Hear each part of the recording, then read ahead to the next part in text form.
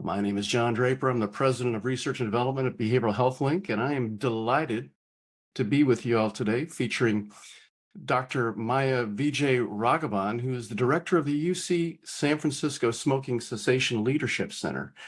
Dr. Vijayaraghavan also will help us focus on eliminating disparities in tobacco use prevalence among behavioral health populations. That's the topic that she's going to be discussing today, and we're excited to hear her talk about it.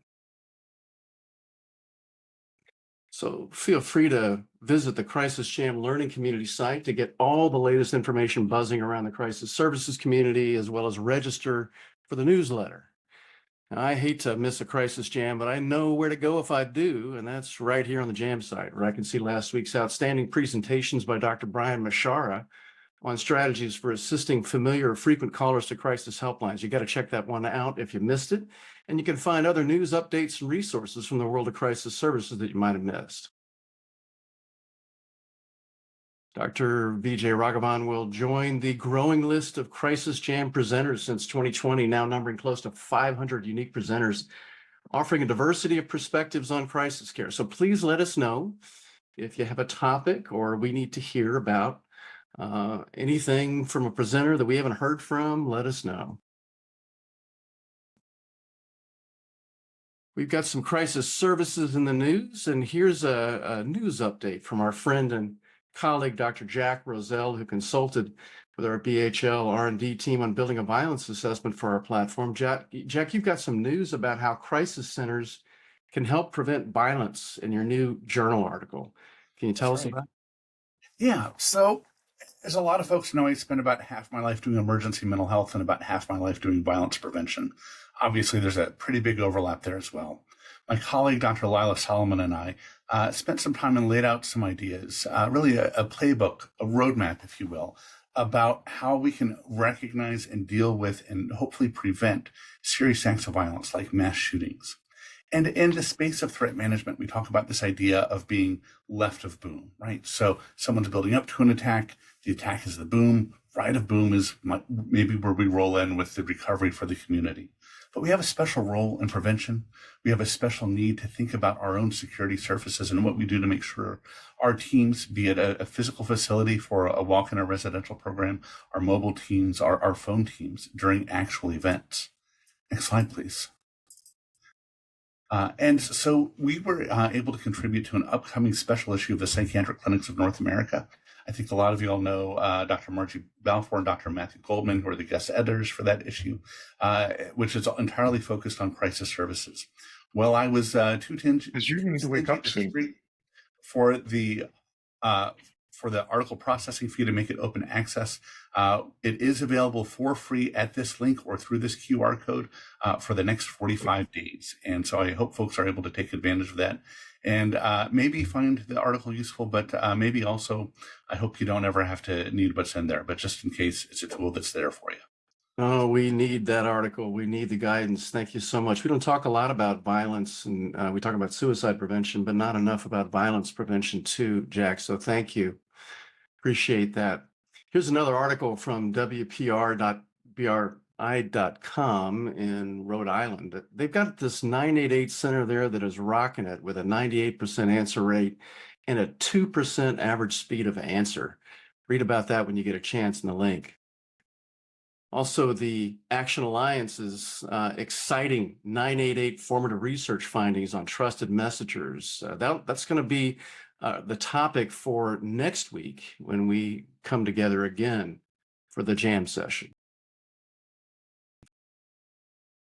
So it's time for our crisis trivia hot seat, which is so hot that no one person can handle it alone. So we're going to pitch this question to all of you, our collective experts in the audience, and see if we can get the right answer together. And we may all have to phone a friend for this, but let's start with this preamble. Research has shown that individuals with mental health disorders such as depression, anxiety, and schizophrenia are significantly more likely to use tobacco compared to the general population. So what mental health condition is most commonly associated with higher rates of tobacco use? Is it anxiety, depression, schizophrenia, or bipolar disorder? So everybody, give us your thoughts on this if you can. I hear some people dialing, some friends out there. All right. Here's what we got. Most people are at schizophrenia, but it's really neck and neck with anxiety. Well, I'm wondering what the answer is. Let's take a look at what we got here.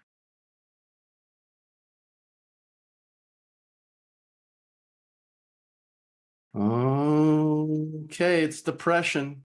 I don't think anyone gets a t-shirt now.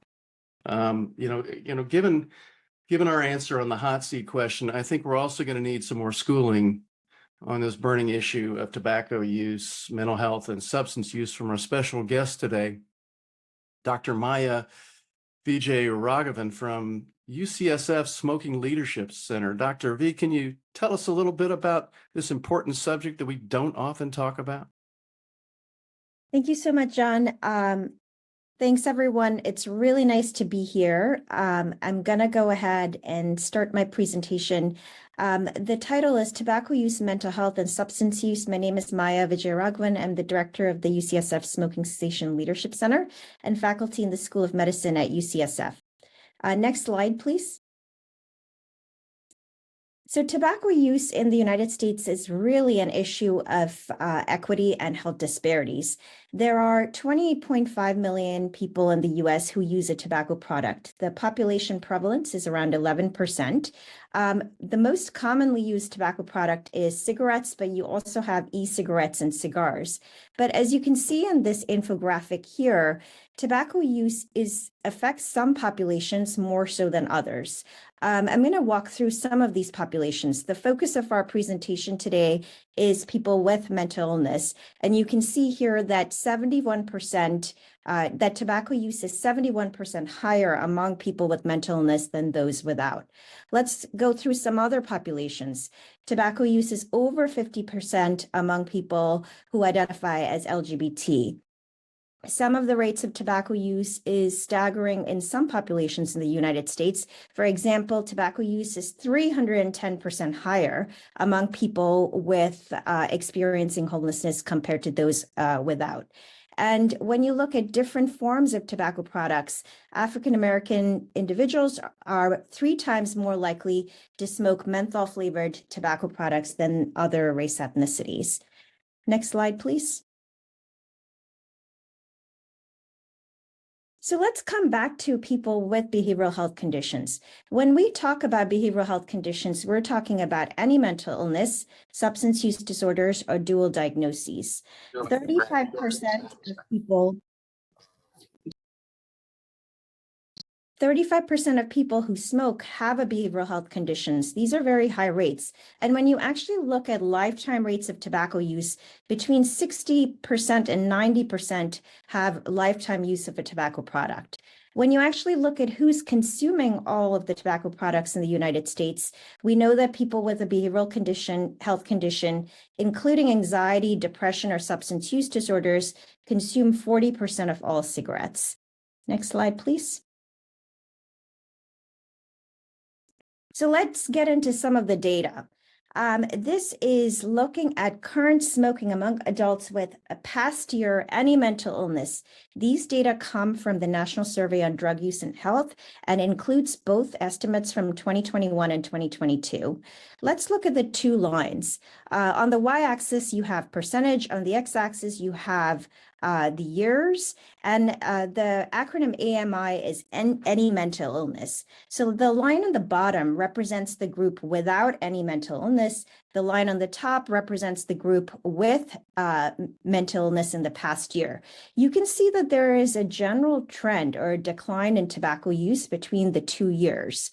But really the gap between those with mental illness in the past year compared to those without mental illness in the past year continues to stay the same. So people with any mental illness are much more likely to have a tobacco use disorder or having current tobacco use compared to those without any mental illness. Let's move on to the next slide. Now, the difference is even more stark for people with a past year substance use disorder. You can again see the y-axis is the percentage or prevalence. The x-axis are the 2 years. The blue line on the bottom are for people with no substance use disorders. The T line on the top are for people with substance use disorders. You can see this big gap between those without substance use disorders and substance use disorders, and tobacco use is much more prevalent among people with substance use disorders. So let's move on to the next slide. Now, within this population, there are actually quite a few disparities. Let's focus on two groups where rates of tobacco use are really high. Those who are living at or below the federal poverty line, represented by the blue bars, and those who have experienced criminal legal system involvement in the past year, measured as arrested or booked in the past 12 months, and that is represented in the teal lines. Again, this data comes from the National Survey on Drug Use and Health. So let's walk through this. Now, if you don't have a past year mental health condition, this bar on the very left, you can see that the rates of tobacco use are high compared to the general population if you live at or below the federal poverty line, or if you've experienced incarceration in the past year. Now, if you add on mental illness, those rates become even higher. And for some groups, for example, those who report past year serious psychological distress or past year psychological distress and major depressive disorder, if you live at or below the federal poverty line, or you've had criminal legal system involvement in the past year, your rates of tobacco use are even higher. So there are some disparities among our mental health population in the United States. Let's move on to the next slide. Now, our landscape of tobacco products is constantly changing.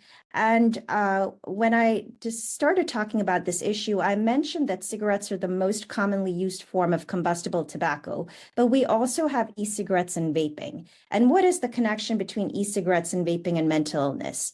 So what we do know that people who are using e-cigarettes and vaping have double the risk of depression. They also have almost double the risk of having at least one day in the past month of poor mental health. For our youth and young adult population, e-cigarettes and vaping are associated with severe depressive symptoms and ADHD diagnoses. And there's also increased co-use behaviors with cannabis. Let's move on to the next slide. So we've talked about tobacco use being highly prevalent in some populations, and we've talked about tobacco use prevalence nationally being at 11%. We've made significant progress in the past 5 decades in bringing the population prevalence of tobacco use from what it was in the 1950s and 60s to what it is right now, which is 11%. But I'm always stuck on the statistic that smoking is still the leading cause of death, despite all of this progress in the past 5 years. And when you actually look at tobacco-related deaths in the United States, 200,000 of the 520,000 or so tobacco-related deaths in the United States are among people with behavioral health conditions. That is a very striking number and something that we all have a role to play in bringing down those disparities in morbidity and mortality related to tobacco use.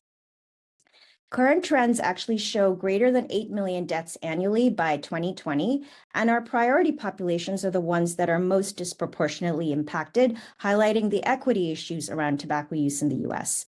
Let's move on to the next slide. So when we talk about tobacco use and the equity-related considerations, we must talk about structural factors related to tobacco use. It's not surprising that the disproportionately impacted populations in the US with relation to tobacco use are the ones that have also faced structural inequities that may contribute to high rates of use. So let's talk through some of these factors. We have racism and discrimination, which are associated with stress, and this is also linked with high rates of tobacco use. Related to a structural inequity, we know that the tobacco industry has a longstanding history of targeting racial ethnic minority groups. And the way this shows up is having high tobacco retail density in some of our low-income neighborhoods where there might be higher proportions of racial ethnic minorities living, and marketing of flavored tobacco and menthol flavored tobacco, particularly to Black African American populations, where they may be disproportionately represented among other populations that have high rates of tobacco use. We also know that housing instability, experiences of homelessness, and lack of economic opportunity, which are more common among some populations in the United States, are also linked with high rates of tobacco use. Let's move on to the next slide. Other structural factors include this issue of trauma. This is one of the main reasons we're all here today. There is a lot of trauma among our mental health populations. And when you look at some populations where these traumatic experiences are very high, including people with criminal legal system involvement and, or experiences of homelessness, the lifetime rates of trauma is over 80%. Again, a staggering number. We know that adverse childhood experiences doubles the risk of nicotine dependence. And people who experience trauma, some of them go on to develop post-traumatic stress disorder. 45% of people with post-traumatic stress disorder report current smoking. And when you actually look at the consumption of cigarettes, 73% report smoking more than a pack per day. When you look at these adverse childhood experiences that contribute to trauma, and you put that over a bed of limited economic and social opportunities and limited community environments to support thriving, we can see that tobacco use becomes very much a mechanism for coping and recovery for some of our populations. Let's move on to the next slide. So before we go on to how we address tobacco use, let's just bust some of the myths related to tobacco use among mental health populations. So one of them that is often heard is that tobacco is necessary self-medication. We all were posed with the question of which mental health conditions are most linked with tobacco use, and depression came up on top. But the other mental health conditions are also linked with tobacco. And oftentimes people think that using tobacco to treat mental health conditions is okay. And this is actually not true. There are treatments for mental health conditions that we should recommend. Tobacco use is not one of them. And this is long an industry supported myth. So another myth is that they're not interested in quitting. And what we actually have found in many different populations with people experiencing mental health and substance use disorders are that there is a similar intention to quit as the general population. Another myth is that they can't quit. Again, this is completely not true. Quit rates are the same or slightly lower than the general population, but when offered treatment for tobacco cessation, rates of quitting are similar to the general population among people with mental illness. Another thing that comes up around tobacco use and substance use is that quitting worsens recovery. Again, this is not true. What we've seen in many different studies is that quitting increases long-term abstinence, not only from alcohol use, but from other substances. And actually addressing tobacco use improves mental health outcomes. And we are all faced with competing priorities when we're taking care of our patients and working with residents and clients in our different settings. And tobacco falls lower on the priority list. And I would encourage all of us to bring it up to the top because smoking is the biggest killer for those with mental illness or substance use issues. And it's hard not to address tobacco use when addressing tobacco use can actually improve mental health and substance use outcomes. So let's move on to the next slide. So how do we treat tobacco dependence? This is a slide from Prescription for Change, which is a free resource for all of us, developed by the University of California, San Francisco School of Pharmacy.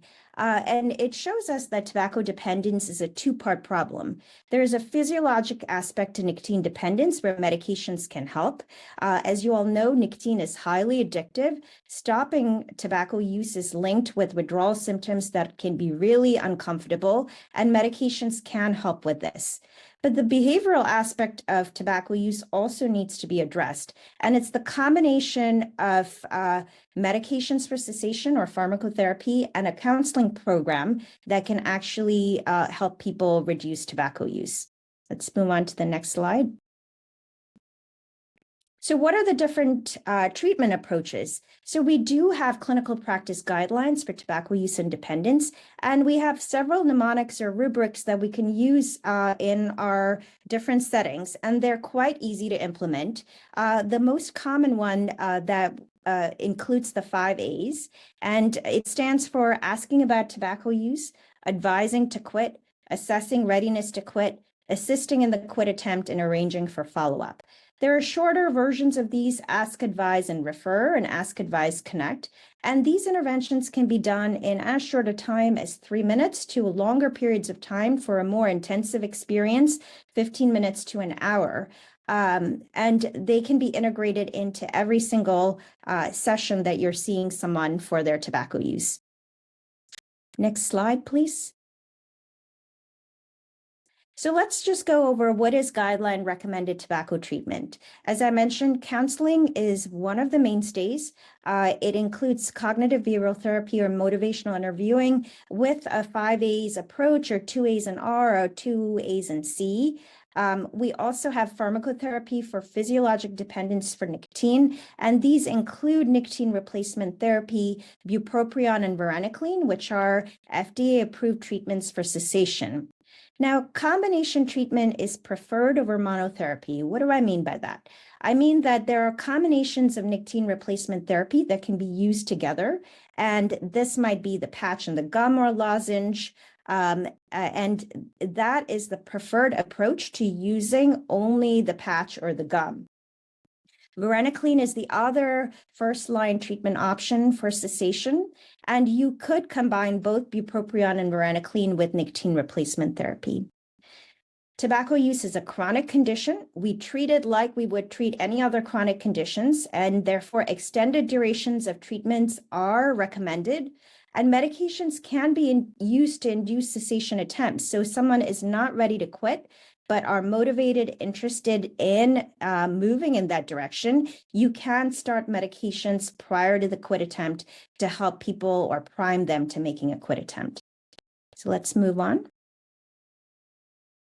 So we talked about this high rate of trauma among people who use tobacco products.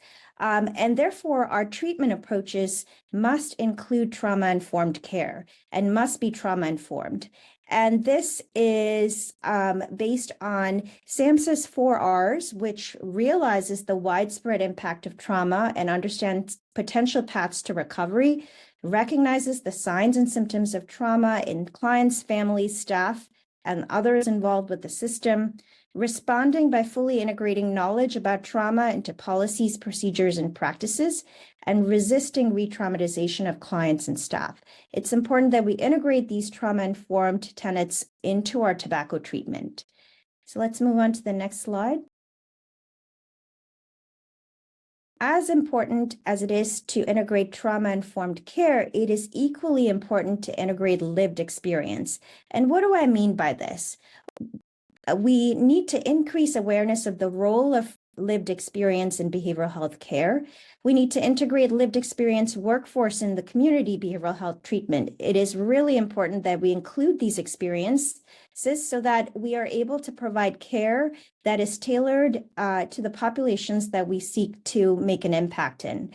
And this includes building a capacity for a lived experience workforce so that the people that are offering tobacco treatment reflect the population where rates of tobacco use are high, and that we continue to support their professionalism and career development in being part of this lived experience workforce. Let's move on to the next slide. Now, one way that this can be operationalized is peer support for substance use. We know that peers shared lived experiences, that peer specialists with formal training can support tobacco cessation. There are many state Medicaid programs that do cover peer-based services, and you can see here the map of the United States that the purple shaded states are the ones that do have state-covered services. The beige states are the ones that currently do not. and that there are many models, successful models of peer support for the treatment of tobacco use that have been used in homeless shelters, criminal legal settings, and in health systems. So I'll move on to the last slide. And I'm going to end by saying that tobacco use is a behavioral health issue, that we must use every opportunity in primary care and behavioral health, in acute care and reentry to address tobacco use. And it certainly will improve physical health and reduce disparities in physical health. But importantly, it will also improve mental health and increase long-term abstinence among those with substance use disorders. We must address the structural inequities that lead to high rates of tobacco use in our priority populations, and promoting widespread access to tobacco treatment will reduce these disparities. We all have a role to play, and I really encourage all of us to bring this front and center to the work that we do every day. So I'll stop there and pass it on to you, John. Thank you, Dr. Vijayaraghavan. A really fascinating and important presentation. Again, not something we often talk about. When we think about mortality and mental health, we typically talk about suicide and suicide prevention. We don't talk about something else that we might be able to help people if they want to prevent their death through tobacco use. Just need to be advised on it. As you say, ask, advise, and connect is a way to approach, but they need a reason for living, first and foremost, too. Let's see if we can turn to the round table. We've got a few discussants here. Dr. Chad Morris, who's with the professor of psychiatry at the Wellness and Director of the Behavioral Health and Wellness Program at the University of Colorado, Karen Connor, Director of Outreach Programs, the Center of Tobacco Research and Intervention, University of Wisconsin, and Douglas Tipperman with Tobacco Policy Liaison. He's at the Center for Substance Abuse Prevention at SAMHSA. Let's start with you, Chad, if we could hear a few words and your thoughts about this presentation. Great. Thanks, John. I've had the privilege of working with peers with lived experience over the last 25 years or so, and working in the crisis types of settings, detox, outpatient, inpatient, and so forth. And it's really, moving off of what Maya said, it's been really clear across time that we need both a top-down and a bottom-up type of intervention.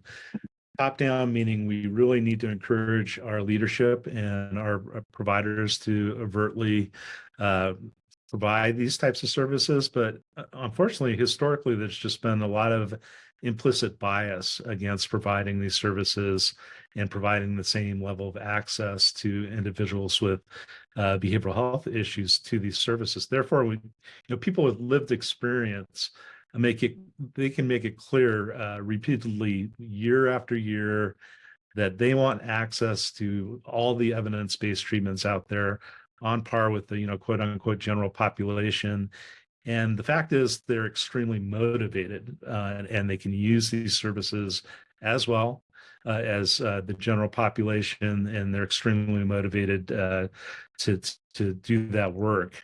And the power of peers is that they really can share both how strong the motivation is, but the abilities that these folks have for affecting their own change, and the expectations for equitable care. And they're able to, the power of peers for me is they really bridge the gap, the trust gap that we have. So they're really able to move a system from peers from mistrust in the system to trust in evidence-based services, because unfortunately, historically, there's been a lot of valid mistrust in psychiatry and medical care, and peers are really able to, inform people, bring up that healthcare literacy, and counter what some of the things people have encountered before. They provide hope, and this isn't really a Pollyannish hope, but and it's a hope that moves past tokenism because it's steeped in reality of what these folks can do. Some other powerful things about peers is that Maya mentioned the importance of trauma-informed care. If you're involving peers in services, it is trauma-informed care. It provides a voice that's, for the often very difficult experiences that a lot of these individuals have endured, and how tobacco addiction is tied to that trauma. We know that there's a direct relationship between early trauma, ongoing trauma, and tobacco use. This is what the evidence base tells us. And importantly, peers understand that people with lived experience, they're survivors. They understand the incredible strengths that these individuals bring to not only their wellness journey, but to others. They've made it through a lot, and they have the power to continue to forge their individual wellness journey, and peers can help that. And, just two last few points is that peers are able to meet people where they're at in the community. We often hope folks can come into hospitals, they can come into primary care clinics, but often they don't have that access. So peers are able to, again, to bridge another gap and go out there and meet people where they're at. Maybe it's jails and prisons. Maybe it's in housing and homelessness types of services, or other community hubs of care. Maybe it's in a library system, some of the work we've done in training peers to do that. So whether from a financial or a return on investment perspective, ethical perspective, just being respectful and a pragmatic perspective, peer specialists are really a key to effective healthcare teams. I can say that after training about 6,000 peers to do this work nationally. And they don't replace other professionals. Yep. Often that's a concern. They just make those professionals better, and they provide an opportunity for everyone to shine in the roles that they have. Appreciate your perspective, Chad. Let's move on to Karen if we can. Karen? Hi, everyone. So as Maya said, you can really think about, tobacco use and within this population as sort of a health equity issue. And that means too that all of, these people, people experiencing mental health, substance use issues deserve treatment when it comes to tobacco use. And so, at any point, they should also be given, the opportunities to quit. And Maya shared, what that treatment can look like. And so I, encourage everyone to really think about the system where they work and think about how you can integrate, tobacco treatment within your organization. I think especially when we think about, people in crisis, they're not necessarily probably thinking about quitting at that point, but depending on a few moments down the line, they might be thinking about quitting. And we know that when they do quit, and they quit all substances together, the likelihood of recovery are much higher. So one thing that you can think about too is when you are thinking about treatment, there's state quit lines all across the country. 1-800-QUIT-NOW is the resource, and thinking about how the quit line can really be that treatment extender for you. People who work in behavioral health and provide behavioral health treatment are in a really interesting position because you have the skills, to help people change their behavior, but sometimes you don't necessarily have the resources to help people quit. So using the quit line as that treatment extender can be really helpful. And so, something to think about. We have on our website, if you go to uwctree.org, and I'll put the link in the site or in the chat, we do have some great toolkits about how to integrate tobacco treatment within behavioral health settings.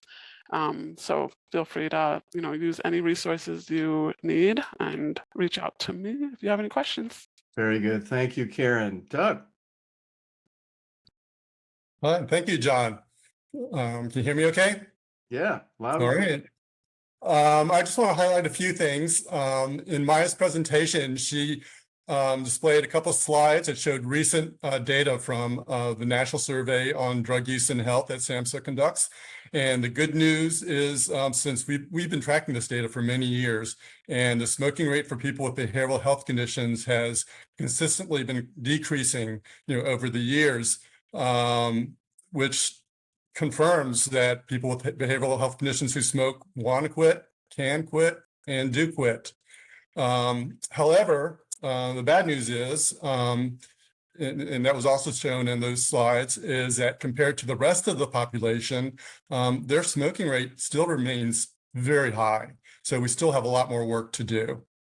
We also can conduct a facility survey of behavioral health treatment facilities. And we have tobacco questions on that survey. And one thing that stands out in that survey is that a minority of behavioral health treatment facilities offer cessation treatment services. And I would say about just over a third offer, NRT, nicotine replacement therapy. So we definitely have room to improve, in that area. In an ideal world, cessation services would be just as accessible as tobacco products, and I would hope that would be true, in our field also. And then I want to end just, let people know that, since 2010, a key activity that SAMHSA has been doing to address this problem has been to sponsor leadership academies for tobacco-free recovery. And we've done this within states, and to date, 25 states have convened leadership academies. And these academies have mobilized stakeholders in these states to develop action plans to change practices, programs, policies to reduce tobacco use among their behavioral health population. And this has been a very effective strategy. So I'll end there. Thank you. Thank you so much, Doug. What a fabulous discussion and overall exchange from this really enlightening presentation, Dr. Vijayaraghavan.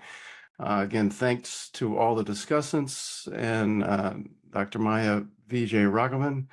And again, something I think for us all to take away is there are other ways that we might be able to prevent mortality in our behavioral health care. But the chat is alive with the importance of peer support in this, and also the importance of choice and making sure that people have the opportunity and don't feel pressured to choose something that they're not ready to choose. We also have today our good friend from SAMHSA, Dr. Richard McKeon, who's going to give us an update from SAMHSA's perspective. Richard. Thank you, John. Can you hear me okay? Hear you good. Very good. So today, actually, I'm calling you from a meeting of the National Action Alliance for Suicide Prevention. And David Covington is here and asked me to send his regards to all of his friends and colleagues on the Crisis Jam for that. And the main focus of today's Action Alliance meeting has been the recently released National Strategy for Suicide Prevention and the associated federal action plan. Hopefully all of you are aware that that plan has been released. And you may not have had a chance to read all of it, but a couple of key things about it to keep in mind. One is that for the first time ever, it includes a goal on crisis services. So, and along with that goal, there are specific objectives. And also for the first time, there was released with the national strategy, a federal action plan of over 200 actions that federal agencies and departments have committed to doing with the existing or anticipated funding. And many of those relate to crisis services. And in fact, at a presentation at the 988 Grantee Conference in Chicago, I was going to list them down, but I found there were too many referencing crisis services to fit in the 10-minute time slot, that I had. And not only from SAMHSA, also crisis-related commitments from the Department of Justice, for example. I had conversations with folks about are doing a deeper dive into this on one of these crisis jams. We're looking to find an appropriate time. Let me just mention one other thing in terms of the National Strategy for Suicide Prevention.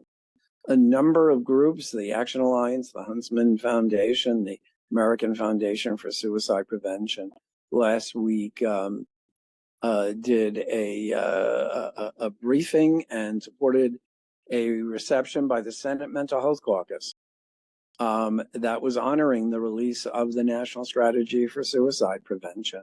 For those of you not aware, the Senate Mental Health Caucus now has 34 members, 17 Democrats, 17 Republicans, co-chaired by Senator Padilla from California and Senator Tom Tillis from North Carolina, who's the Republican co-chair, who revealed during this reception that he lost his nephew to suicide last year. But he actually, his work in this field is predated that. So there's a lot of interest. And so my main point would be, one benefit of being an old guy is that you've been around and you've seen things. And one thing that I've seen is that the degree of public policy attention to crisis services and suicide prevention that exists currently in the executive branch and the Congress in the states, that this is a window of opportunity. And you can't count on that window of opportunity remaining open forever, right? So it is so important for us to make the most use of the current opportunity. And the national strategy and the federal action plan give us a blueprint for moving forward and for supporting some of the efforts that we all feel will be life-saving. So anyway, that's all from me, John. Thanks for the opportunity. Yeah, some more encouraging news from old man Samsa. Richard, always pleasure to hear from you and the good folks at the Action Alliance. We have some Nashville updates from Amy Brinkley. Amy? Thank you. Good afternoon, everybody. I'm actually calling in today from Anaheim, California for the All Rise conference. And it's funny, all of the conversation, I've enjoyed the topic today and all of the conversation around the utilization of peer support. I look at the All Rise track and it's just peer support track after peer support track. And I'm pretty sure I've even seen some tobacco cessation titled presentations. So I've definitely enjoyed the conversation today. So I'm going to give today's Nashville update. And what I wanted to share today is we've been working significantly with SAMHSA's Office of Recovery to stand up the new SPARK initiative. So SPARK stands for SAMHSA's Programs to Advance Recovery Knowledge. It's SAMHSA's Office of Recovery's new Technical Assistance Resource Center that can be utilized for crisis service specific peer recovery initiatives as well if that's the need. The current information on the website focuses on equitable recovery supports, including recovery-oriented care, recovery supports and services, and recovery-oriented systems of care for people with mental health, substance use conditions, and/or co-occurring disorders. There is a newsletter now. We are already triaging TA requests, so Nashville is a significant partner in this new initiative, and I will put the link to the website in the chat. I do have to share that we have a Sparking Recovery quarterly event actually taking place this afternoon. So between 2 and 3:30, we will be hosting our first quarterly recovery sparking event, and it's going to be a interagency dialogue on a whole of government approach. So people from the local, state, and national levels will be coming together to have conversations on what's happening currently in the recovery space. And I will put that link to register in the chat as well. It is a free virtual meeting. And last but certainly not least, the newest focus for the Spark initiative is 2 on-site recovery TA. I'm sorry, let me just read it. So the TA opportunity through Spark right now is free intensive on-site and virtual TA opportunities that supports recovery at the state and local efforts. They're focusing on 6 priority topics. Those topic areas are youth recovery supports, community-based, non-government organizations and faith-based efforts, LGBTQI+, and intersectional recovery supports, implementing innovations and models, state recovery leadership, and funding. And that's really what I wanted to share today on behalf of NASPID for the Crisis Jam. Thank I you. did want to say, lastly, thank you to Dr. Hepburn, David Miller, and Kelly Maston for their leadership in the space of supporting recovery efforts and recovery leadership. The person in recovery from mental illness and substance use myself, and who worked in state government, I am just hugely full of gratitude and thankful to NASPID for their leadership in this space. So thank you for having me today. Amen to that, Amy. That's really wonderful to hear you say that. And we do recognize the importance of NASPID's role. And let's get that recovery meeting. That sounds great. Let's get that link in the chat so people can participate. Now for our 988 legislative update, we're going to hear from Stephanie Pasternak at NAMI and Shelley Polanco at Vibrant. Stephanie? Yeah, thanks, John. And just FYI, just going to be me today. But I'm happy to come on and celebrate the fact that we've reached our 9th 988 feast state with Maryland. So you'll see this map changing from Maryland to the gold color. So Maryland's Governor, Wes Moore, signed HB 933, Senate Bill 974 into law last week. Just to kind of recap what that bill does. So it sets up a permanent funding stream for 988 in the form of a 25-cent telecommunications fee on all Maryland residents' monthly phone bills. That's going to bring in more than $25 million a year. So I just also want to say a big congrats to Maryland, and especially Behavioral Health System Baltimore and all of their advocacy partners, of which there are many, who led the Fund 988 campaign, which actually has been going on for the last few years, though they were finally successful this year in getting that bill over the finish line. And speaking of fee states, I also wanted to highlight Vermont quickly. Their legislature passed a bill H65. This also adds a 988 fee. Now, this bill still needs to be signed by the governor. But if it is, we'd be actually up to 10 fee states, which means that we very well could be looking at 1/5 of the states having chosen to add this new funding stream to support 988 in just 2 years of 988's existence. So a lot to celebrate this week. Wow, that is really, really great news, Stephanie. Very exciting to hear. And so you say that we don't have Shelley with us today? Uh-oh. Sorry, no, that's the update for today. Okay. All right. Well, thank you so much for the good news. It's always good to have updates that help us feel good about the progress we're making in the community. So let's see if we can move over to our Medicaid maven. Our Tom Betlock is going to give us his thoughts and insights regarding crisis funding through Medicaid. Tom? John, great to be with you and everybody today.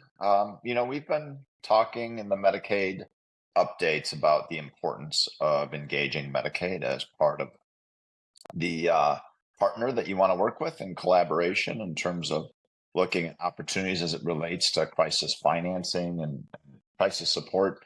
And today I wanted to focus specifically on crisis financing. And Richard talked about the window of opportunity. And clearly, when you look at an overall financing strategy, it's more than just Medicaid, but Medicaid can be really an important cornerstone as it relates to overall financing. So on these calls, we've talked about the importance of advocacy. We did a survey, a couple of months ago, and from the audience, we heard that Medicaid can be an important financing stream. And I think, I brought this example forward as really an indication of how that can play. And this is in a state that has managed care. They have roughly 2 million lives. They have a single organization that's responsible for the crisis system. And in this example, they pay $9 per month in capitation for each of those 2 million lives for crisis services. Obviously, for the three-pronged approach of a call center, mobile response, and crisis stabilization, that $9 per month equals $18 million for the population, or $216 million for the full year.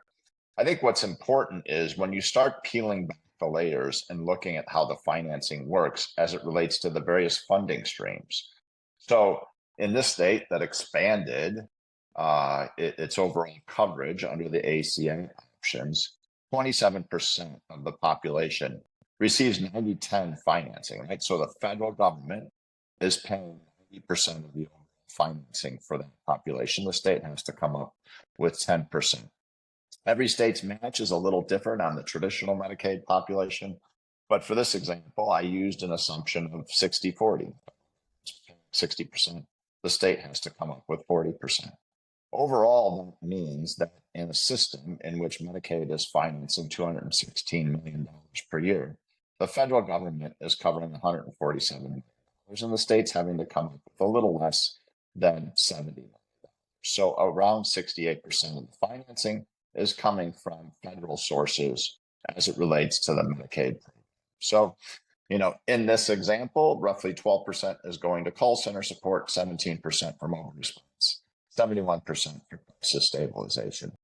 But what I really want to do in terms of this example is point out, the opportunity that's presented itself through Medicaid to look at overall financing as it relates to a significant piece of the overall strategy, but also as it relates to leveraging those federal dollars. We look at the combination of expansion populations for those states that have expanded, plus the traditional match, and what that really means for a state. So we'll be diving more deeply into other areas in which you can partner with Medicaid.